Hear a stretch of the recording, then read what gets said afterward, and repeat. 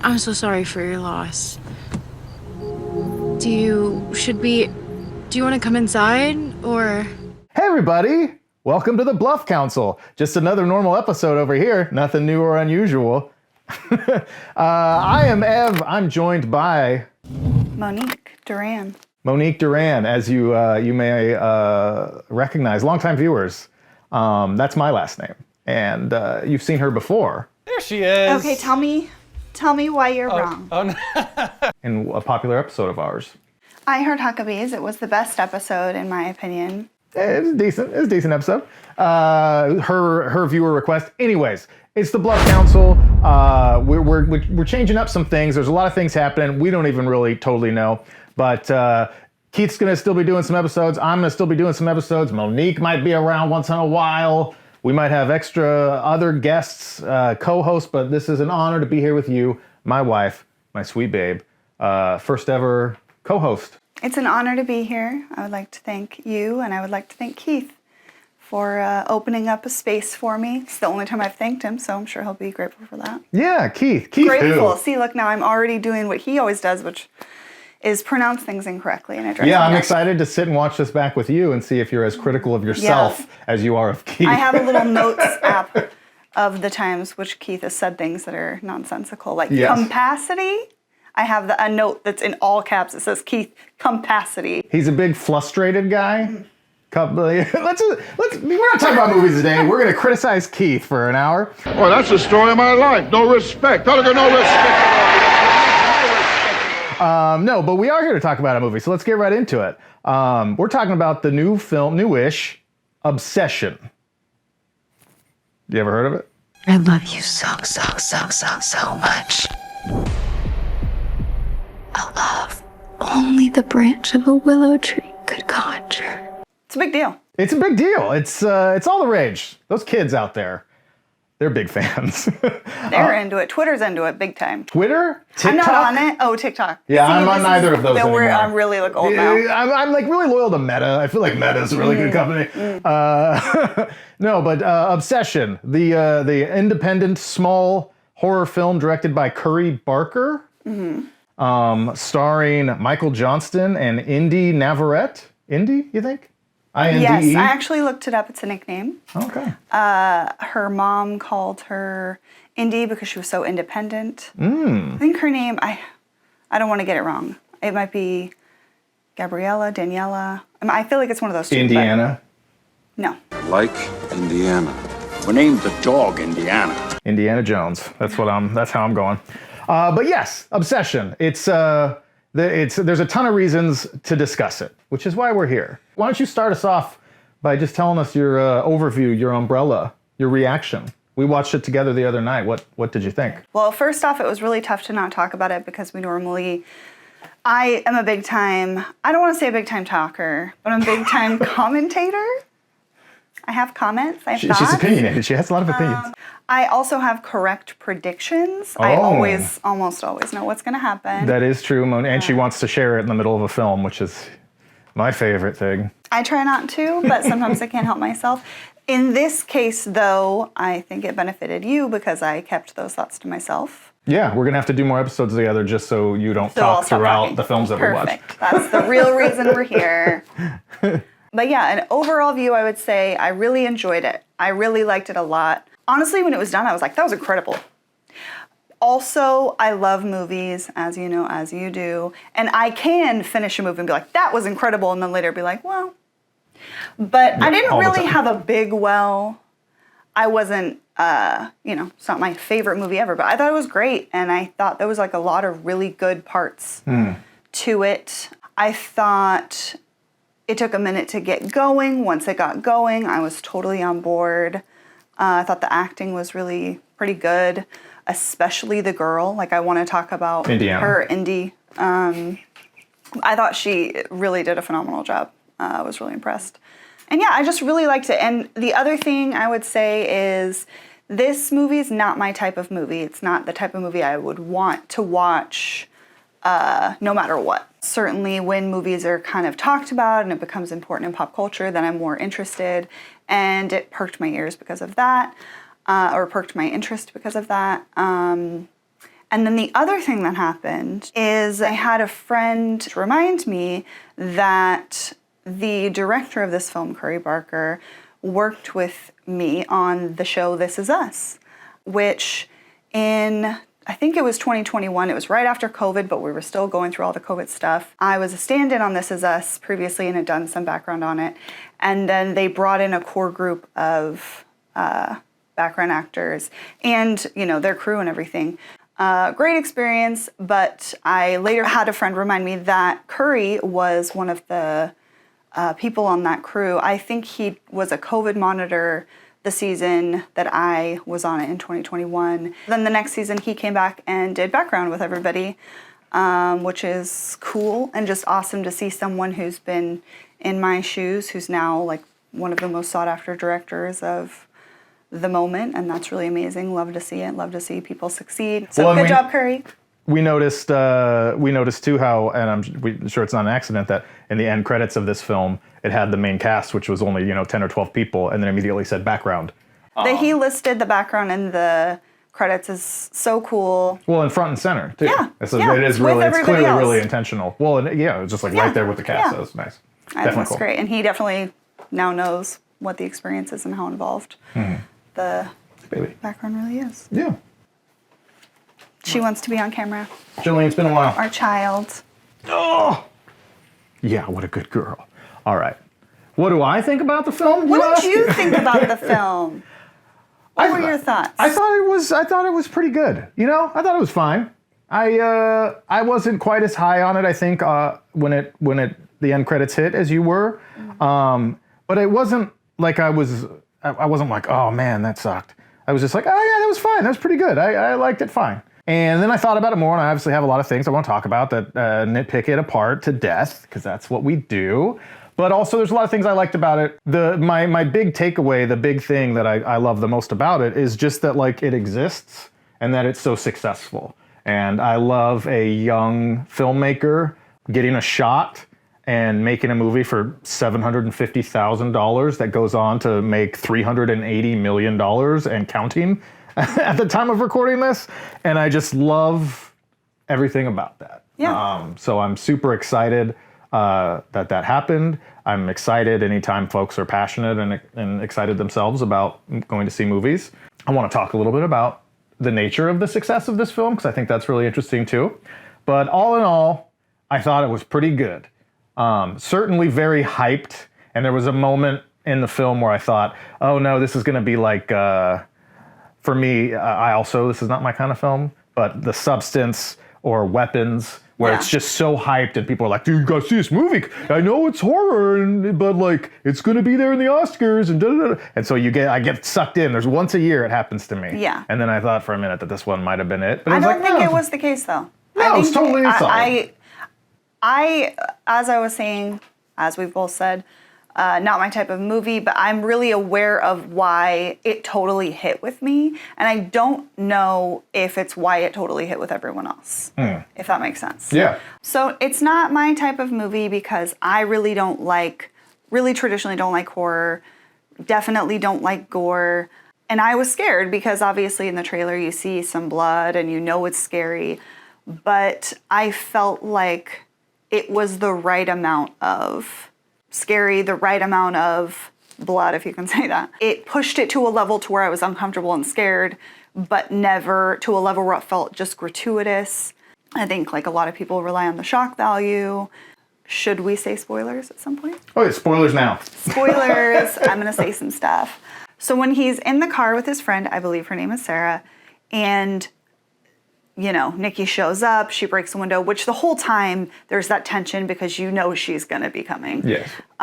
So when it happens, it's still the jump scare, but to me, it's almost like the only one. There's really not a lot of jump scares, which I like. And then it just goes full throttle, like gory, ridiculous, but then it's kind of campy, kind of funny, especially after when she's just like, this is your fault. This is because of you. Yeah.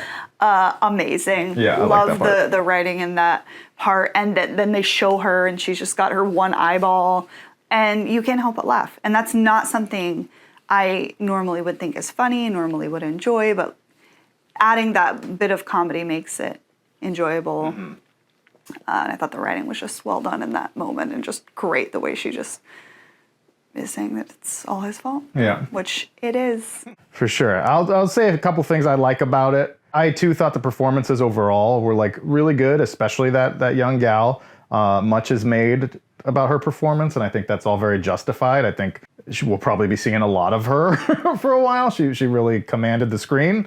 If I was her representation, I'd be telling her don't do another horror movie immediately, because I'm sure they're trying to get her to. And I think she could branch out from that. You don't want to get stuck. I thought they both did really well, and is it Michael?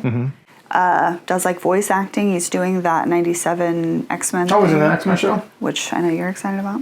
Well, I haven't seen it. We unsubscribed from Disney Plus, but I'm excited about the original.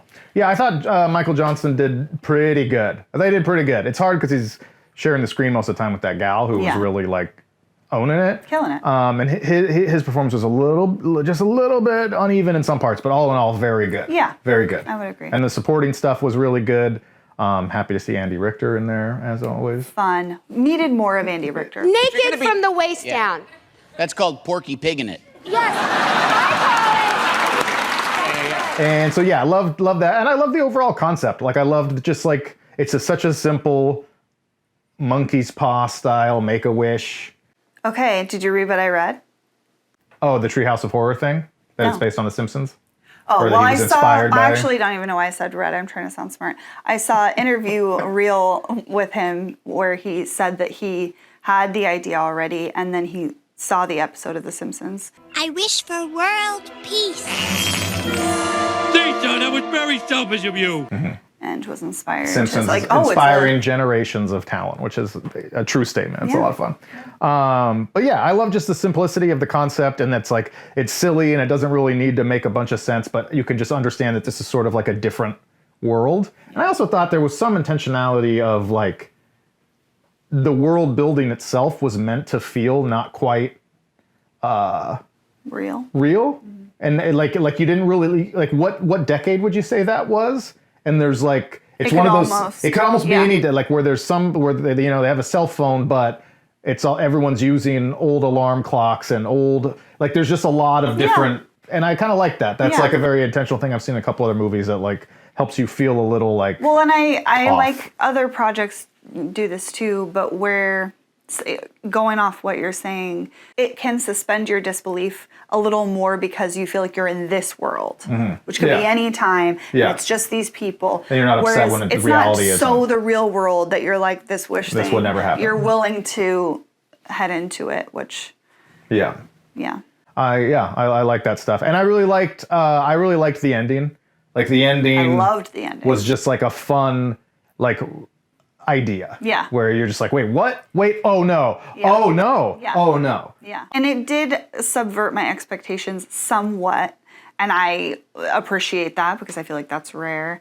And we always talk about landing the plane when you're watching a movie that you really love and you're just hoping that they're going to land the plane Yeah, and you don't can want still them to love fuck it. it up at the end.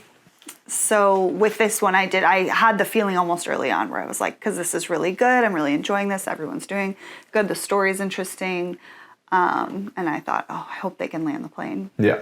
Not without some nitpicks, which No, for sure. We're gonna get. we're gonna get there. But I do like. It's rare that the ending of a film is like one of my favorite parts, especially with newer films now. Yeah. Where you're like, oh, that last 5 minutes was a lot of fun, dark fun. Totally. And it was like, oh shit. And then my only complaint about it is that like, I want to see another 15 minutes. Like I want to see what happened. Right. Once she comes to in that situation, I fallout. want to be like, well, now what? Now that'd be a good movie too. Sequel. They're already, some executives are already trying to make that happen. We could make another $300 million. Well, they could in the world and have it just be another One Wish. Sure. Not necessarily with her. But I guarantee somebody already wrote a checkbook. Like, we'll put $10 million this time, and you know. I mean, here's the thing. I feel so bad for the character in the end. Mm-hmm. That's, I don't know, kind of what sat with me for a moment too, is just thinking like, this girl has no friends. Her 3 best friends in the world are gone. Mm-hmm. She's been essayed for the last however many. Is there She an idea loved how him. long it goes on? No. It's not that long. I don't know. Wait, it's not that It long. seems like it's long though. There's like a whole montage I think there's of a them montage, having but like then a they go loving like relationship. But then they say it's been a couple yeah. days. Then they say, oh, it's just been something fast. It doesn't actually matter how long you're essayed. It's not okay.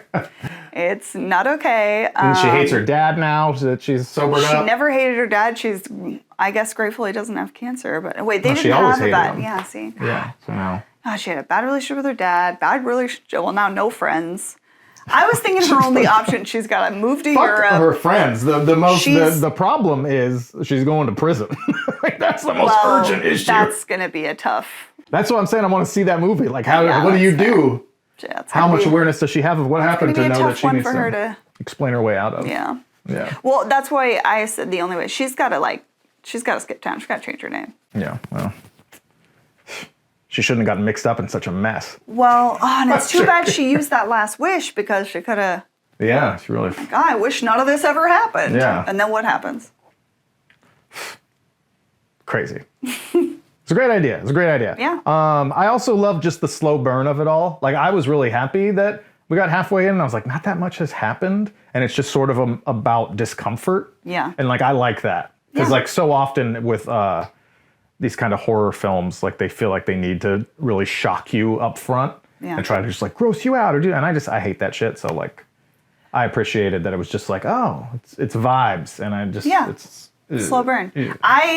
I didn't feel we've watched some things or read some things about it, and I've heard it's slow moving and it felt maybe slow to people. I didn't feel that way. The other thing I normally don't enjoy is really dark lighting. I don't want it to look muddy and just not well lit, but I felt like it was so purposeful that I was okay with it. I'm not normally okay with the really dark one of my lighting, and I complaints, yeah. understand. And I get that. I think that's fair. But it felt intentional, and it actually just added to the dread for me. And I just think that's really cool. It was intentional when she's standing in the doorway and her face is so dark. Sure. And she doesn't look like herself. And then the other thing I saw is that, like, when they're in the bedroom and she's in the corner, scary scene, horribly scary scene. I mean, just to imagine alone. But she had like face makeup on. They actually just like put dark makeup on her to make her look really eerie. And I thought that was cool. Yeah, because yeah. there's times where she doesn't look like herself and you don't Yeah. really know why, and you wouldn't, I wouldn't have known that unless I looked into it. Totally. That it was practical effects. Yeah. There's a And lot to like about that. That's cool. But yeah, I just felt like it really added to the dread Yeah. of just being like, it made me more on edge when they're showing her, and I don't know if her face is gonna contort or something, or because that stuff really freaks me out. She's a really interesting looking person because she's a beautiful young woman, but she has like a really kind of wide smile. And so I thought her face, like she really could like manipulate her face and her smile in like a really interesting way where you're like, at any minute, it's gonna like just unhinge. Well, yeah, no, but I think that's an effective, Yeah. Oh yeah. trick that they did with the lighting, and yeah, normally I don't like it, but it worked for me. Yeah. Right on. Yeah. I didn't love the cinematography as a whole. Just a general statement. I didn't like hate it. I didn't love it.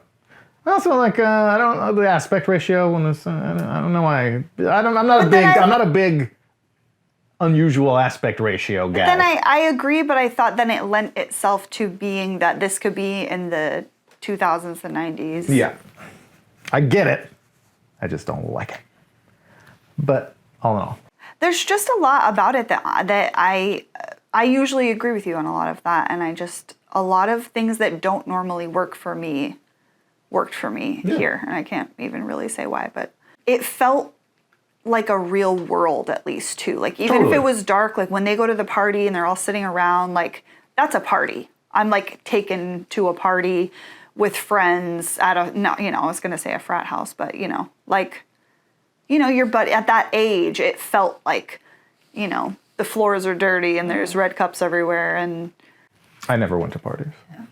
okay. All right, you want to tear it apart? Let's destroy it. Or you got any other compliments you want to give? I liked the music a lot. I had a lot of moments where I thought the music was well done. I liked the music during the little montage. Why would she feed him the cat? Yeah. Well, that's also, we're getting the nitpicks then. I know. Let's go. Why would she feed him the cat? Why did she feed him If the she cat? loves him and she wants him to love her. It doesn't make sense. No, it doesn't. Because everything else does, you can... Mostly. Well, mostly, of course. But I mean, you can reason why she would watch him while he slept or duct tape the door. Well, here's the overall question that coincides with feeding the cat. Because Yes. I have a question too, is just like, her hurting herself, is that because the real self is trying to break Yes. out and is Yes. like Yes. trying to like end it? Yes. So maybe that's why, is she feeding him the So I cat actually because of wrote... that? No. Because she's trying to get at him? I mean, okay, so then these are bigger questions. So first off, from the second that they first go home together and they're fooling around, and then she goes, Yeah. I go, oh, she's in there. It's not, Yeah. I actually love that idea too. Yeah, I me wish too. they had explored that a little more, to be honest. But I feel like they did, because then I love the scene later where she's like, don't wake her up. No, I know. That's Great. probably the best scene in the film. Great. Like, I have the chills just saying yeah, that. I it's thought that really was so Twisted. great. It was great, yeah. And dark. Yeah. Just kill me. Oh my Yeah. God. I love that scene. Yeah, I really have the chills because Yeah. it just was so. But then when they're at the party, for me, the party is like a big changing moment for the story. And obviously, other people being brought into it, seeing her state, it changes things. But when she started hitting herself, it actually reminded me of when I'm dreaming and I want to wake myself up. It's kind of like a common, trope, like pinch me, I'm dreaming. And I probably took that on somewhere, and I have had a tendency to kind of lucid dream in my life. So if I start to have a bad dream, I've taken the pinch me to further measures, and I start slapping myself in the dream to wake myself up, which sometimes works, sometimes doesn't, and it's really horrible either way. It's always fun. But that's what I thought it reminded me of. Is like she probably feels almost like she's in a dream, like she's watching it. And so she's like, get me out of here. And so that's why I think she does that. And I think that was powerful. But I was going to say, I don't think she has control over her body. Well, that was also part of it, because that's why she's like peeing and shitting herself. And Well, yeah, but I mean, if she's hitting herself in those moments, she's having that control. But I feel like those are just burst moments. It's not like she's not having she's not able to make a sandwich Like a out conscious- of the cat. like that's like a strategy. That's the point I was trying to get to. yeah, It's it's like, oh, I'm going to take the cat's corpse, cook it, make a sandwich, write a note. she doesn't have like, why that would you? much. Yeah. So I don't understand why did the obsessed the version of her, yeah, I don't understand that. Yeah, that threw me a little bit. I feel like there must be some kind of explanation. Well, because it's creepy. Well, of course. The explanation is that he needed to. We needed something Eat the weird to cat. happen. Yeah. So yeah, I don't know. Maybe y'all tell us what we missed there. Along those lines, we both talked a little bit about just like the hospital and when he shows up, because it's like the second time maybe she stabs herself, she's hitting herself, and Yeah. he tries to take her to the hospital because her face is like bleeding out, and then she just gets out and dances, and the person at the hospital is like, no, or something. I wasn't sure what happened there. I kind of wanted you to rewind, but then I also thought, like, we just watched what happened. We just watched what happened. And then I read something, it might have been in the Wikipedia summary or something, where it was just like, somewhat like she was refused service because she was fine, Drunk, because she was or- dancing or whatever, I don't know. But it's like, that wasn't clear. She was bleeding from her Yes. eye. She needed medical attention. You writing it down? At minimum, it's unclear. You know what I mean? And like that, so that wasn't great, because that seemed like a big, like, how come you're not, she needs to go to the hospital. Yeah. And it's like, that's sort of like an out to be like, well, if you took her to the hospital, the rest of the world would He recognize. couldn't take her in, but I think the audience knows that or the writer knows we're going to question why she's not taken. Yeah. Like that would just feels like kind of a, But to be snap me out of it a little honest, bit, like, while I'm saying that out loud, so what I had written down as well during that scene, well, after the sleep talking, which was amazing, I have in all caps, he is the obsessed one. Oh my God, he is the villain. Mm-hmm. So that's kind of the moment that you realize he's keeping this going. He's hiding her from. yeah. Because Oh, yeah. previously in my notes I have, after the duct tape, how is he not, like, he goes home to her. Yeah. when he knows that. He eats the cat and goes home to her. Yeah. So it's like he's fully unhinged. Yeah, himself. totally. He is evil. He is the villain. Yeah. He's unintentionally, I think, evil, but it becomes intentional. Well, I don't think it's intentionally evil, but yeah, because he knows what he's doing is wrong. He knows he has removed this girl's autonomy entirely. Yeah. And like is just like it's fine, because it's like it's commentary on I think like fucking incel behavior where you're just like, all I've ever wanted is this girl, and it doesn't matter if it's real or not, at least she's here. It doesn't matter that she's shitting on the carpet, because at least she's here. It doesn't matter that she just fed me my dead cat, because she's here, and I have her, and we get to have sex, and I get to have a girlfriend. And so like that's actually one of the coolest things about it, is that theme. Yeah. But he's clear-cut the bad guy. Like, would it be so bad if you loved me or something? Yeah. And then she says, I never loved you. Yeah. It's like she's telling him, I'm trapped in here. Yeah. And he and knows he's like, and he would it keeps be it so going. bad? He's the villain. That moment and is I think great. that was so cool. Yeah. Like, I think that was a great realization while watching it. Like, because I'm mad. I'm watching it like, oh, why are you so stupid? Why are you? And then when it all clicks that he's the villain, it's like, well, that's why. Because he doesn't care. He's willing to do whatever. Yeah. Yeah. Okay. The only other question, or one of the only questions I have along the lines of just like, what? Well, I don't get that. Was like when he calls the number on the thing and he talks to that guy. I was calling to see if there's a way I can cancel a wish. I'm sorry, we don't really do that. Who was voiced by the director, Curry Barker, which I thought was great because I thought that vocal performance was really good. It was very funny. It was good. Just like, what's up? Like all that was just really funny. And I love that part a lot. But then at the end of that call, she's screaming on the phone. Oh, yeah. And then he just like goes inside. He's like, this is weird, hangs up. But so I just don't understand. Like, I think it's supposed to be sort of like surreal, obviously, because the whole world is surreal. And then he says, do you want to talk to her? Yeah. But he's like, he's at the house. He's like parked in front of the house where she's inside. And then he just like goes in and the night carries on. Well, in my head, I can't remember if that was before or after the bedtime, her talking. But in my head, it's like, she's in the sunken place and whoever's on the phone is with her. Down there? Yeah, like in my head, it was like he's with whatever the real version of her is. And so that's why he says, do you want to talk to her? But she's just screaming. Yeah. Okay, I like that. Well, that's what I thought. No, that makes sense. If that's the case, I like that. But then, it's hard to like be like, well, where is that? But also then you're because splitting like, hairs. are you like? But yeah, I thought he was with that. the real version of her. Oh, I like that. So that's why he says, do you want to talk to her? But she's just screaming her head off because then you just picture that she's like tied up in a chair or whatever it is. Yeah. No, that's cool. All right. I rescind that one. Another thought I had, which I was dying to say, and I really hope you splice this in. Let me out. Let me out. This is not a dance. Let me out. Let me out. This is not a dance. I'm begging for help. I'm screaming for help. That's funny. Tiny Rick. Yeah. I'm dying in a vat in the garage. I thought, is this the inspiration? That was before I knew about The Simpsons. He's watching a lot of animated shows. He was begging for help. He was screaming for help. Yeah. So my biggest nitpick, my biggest complaint about this movie, and it's funny because longtime viewers of the show will know that I'm the biggest proponent of like practical effects, and I'm still that way.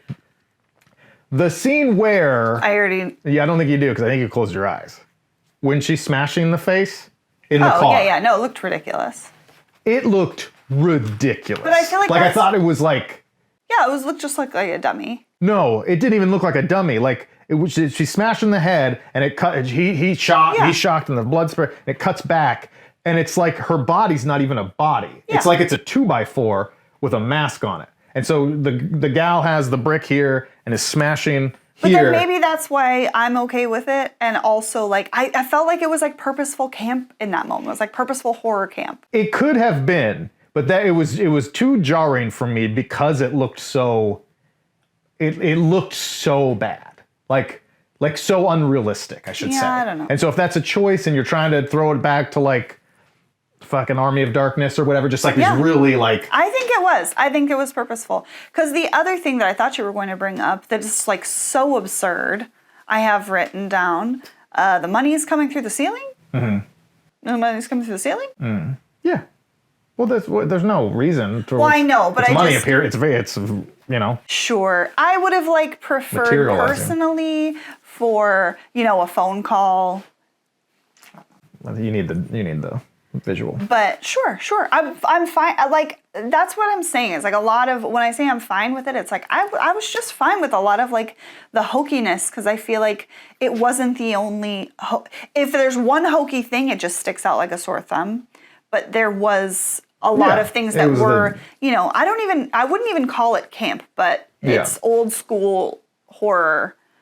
It's like self-aware, a little goofy. But And it's the like, other thing is right after that, the scene with the girl, and it looks so ridiculous, you're kind of like in shock in terms of just, what has just happened, but also like that's when she's immediately like, this is all your fault. Yeah. And so it goes with the theme. It's not like a different tone. No, like, totally. It's so funny. Sure. That's like almost the funniest part of the movie. No, that part is, but it's like, it's also like, I don't know, it's still supposed to be scary. Yeah.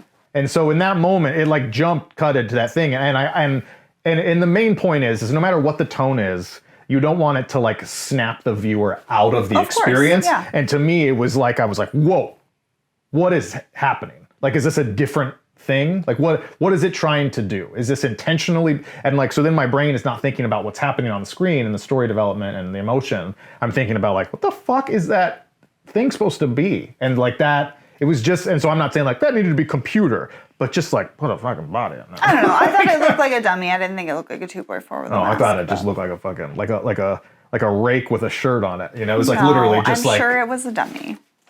But when you can tell it's not real, you can tell. Yeah, no, totally. But, what are they going to do? Smash up a person's Yeah, face. that's what I thought you were going to say. $750,000. Good job, everybody. I love that. I thought it was great.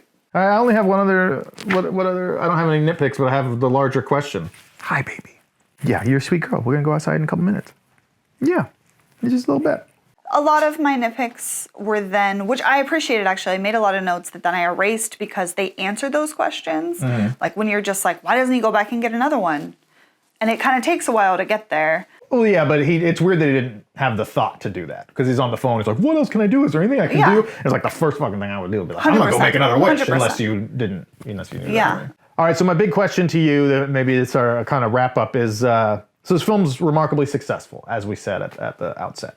Less than $1 million budget. It's cleared $380 million and is still going. It's become such a thing. And we were watching a little bit of the Red Letter Media guys, as we are wont to do sometimes. And as they were talking about Obsession, and I think Jay is the guy's name, and he mentioned I didn't realize that there was such like a virality of like the meme-ification of this film, and just like that's part of why it's so successful. Like a big part is like young people want to go and film the screen and clip off things, and then go home and get likes. People just keep filming the screen and posting them on social media. Every single part of this movie has been posted to social media. So my question is, and he also made the comparison to the Minecraft movie with the chicken jockey shit. It's basically become chicken jockey. Everybody goes crazy and throws popcorn, as I have said on the show before. I would. People would be not okay. Bodies in the aisles if people started doing that around me when I was watching a movie. But are those kind of things good for movies? Is it good that, does that better the situation of theaters and filmmaking if movies become successful, but not even necessarily primarily because they're like a good movie, but because somehow it tapped into the internet world and people want to go film the movie and throw their popcorn at certain scenes? Like, is that good? Or is it more good, or is it more bad? I don't think it becomes the cultural moment without being good. At least good enough to catch the attention of that of that level of numbers of we haven't seen audience. Minecraft, but you're saying Minecraft's probably kind of good? No, but it's IP that has that audience already, so it doesn't need to be good to get that audience. Yeah. I believe Curry Barker has a YouTube account that has 1 million followers, so I'm sure he had the audience. I thought it was interesting that he did a short film. They offered him to make it a movie, and then he said, no, I've got something else even better. Always be ready. And I think that's great. And I understand too, wanting to make a, bigger, more fully fleshed thing and a new project. And I think that's cool. But yeah, I think the story is really good. And this is what I think it's totally possible that it caught on the way it did because it is really accessible to people like me who don't necessarily. So I could see it just reaching a larger audience because it's not just for the horror fans. It's, So you think it's good? You think overall it's better than it is worse? Yeah, I do. For movies? Yeah, I do. Because really, at the end of the day, we want people to go to the movies. At the end of the day, we want people to be making new stories. We want micro budgets. We want original stories. We want actors who are lesser known to be given these opportunities. Directors who don't have, the career that some others do. Like, I think for this film particularly, it's nothing but a good thing. I think that social media is not nothing but a good thing, but I don't know. I haven't seen people. I haven't seen things that I would compare to the chicken jockey thing where people are like throwing popcorn in the theater. I think like people are going out to see it, and that's great. Yeah, I'm a little mixed bag on it. I don't know. I'm conflicted on. I think it's a small movie like this. Like I said at the beginning, being so successful is great. Like full stop. That's fantastic. But like it does matter to me like the nature of that success because you don't want people to like learn the wrong lesson from it. And and so I'm not even saying like, oh, if it's not even because it's good. Sure, let's just say for argument's sake, everyone who goes to see it because it is good. Because it is certainly good enough, for that to want to go see it. But if it's caught on because folks want to go throw their popcorn or just like film it to like get their own dopamine hits at home by like posting something and memeing it and like I don't know, that to me is like that's not really appreciating the art for what it is. But I get like I could hear a viewer being like, fucking pick your battles here. So it's like I don't really think it's a problem until it's a problem. Yeah. But it is kind of a problem just in our small circle of the world because we don't go to the movie theater anymore because everyone's annoying. And I don't want to go see the next big thing and someone's just like, hang on, okay, yeah, no, I gotta get, yep, boom, got it. And then they're chatting because they're just there to get their fucking social fix. Like that I don't think is a positive for the industry. Yeah. If it just becomes like, well, yeah, the movie's not enough. You have to like get them there so that they can get their own thing.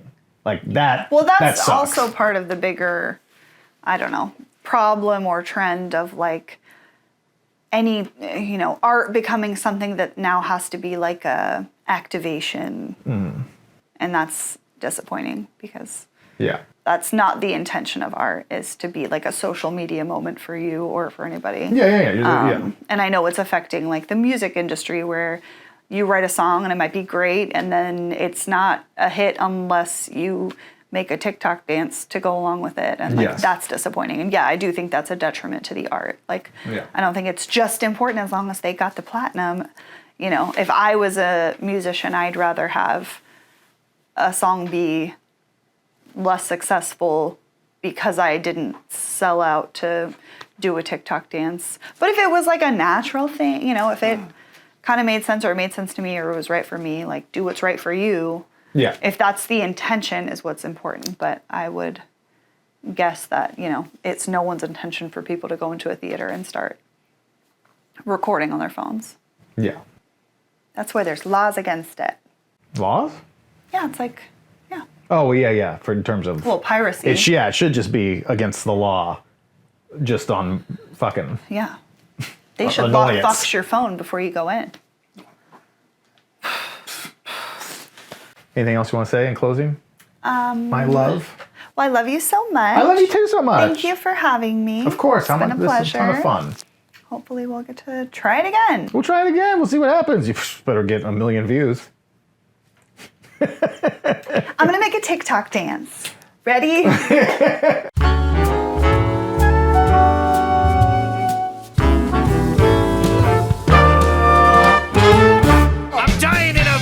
the garage.